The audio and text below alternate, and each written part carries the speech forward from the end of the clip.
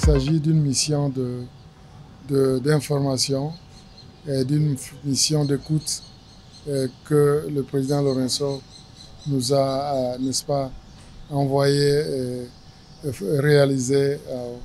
auprès des autorités du Burkina Faso. Nos traditions africaines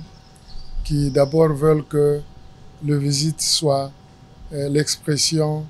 de la fraternité. Deuxièmement, l'autre expression de la fraternité, c'est surtout de savoir comment va son frère ou sa sœur. Et c'est ce qui nous a amenés ici. C'était pour écouter le président sur tous les défis que la région et le pays traversent en ce moment et voir quelles sont, en tant qu'Africains, les voies collectives que nous pouvons, n'est-ce pas, trouver pour pouvoir avoir des solutions à tous les défis qui varient d'une région à l'autre. Et cette région particulière, nous avons des défis de sécurité. Et la sécurité de cette région est aussi la sécurité de l'Afrique. Et donc il est bien normal que le principe de la non-indifférence, n'est-ce pas, en tant que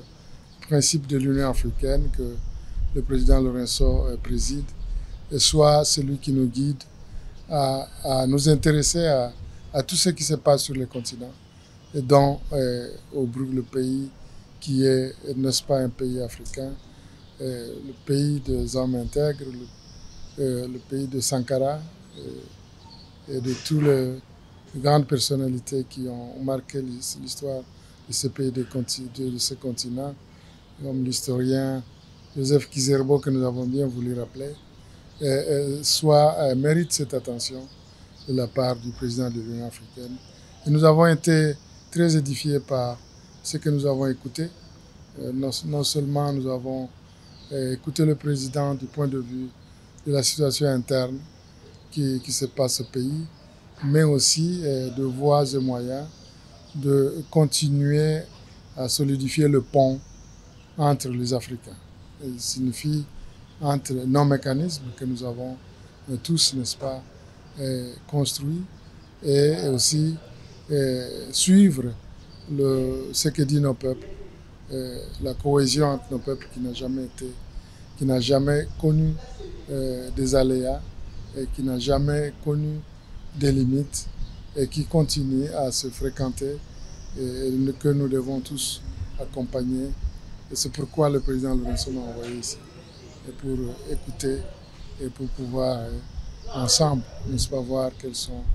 les voies et moyens de nous accompagner dans la situation difficile que vit le pays et de nous accompagner dans l'esprit de la solidarité africaine et de l'existence collective et aussi la coexistence pacifique entre nous et, n'est-ce pas, la construction de ponts entre nos peuples à travers les mécanismes régionaux et sous-régionaux que nous avons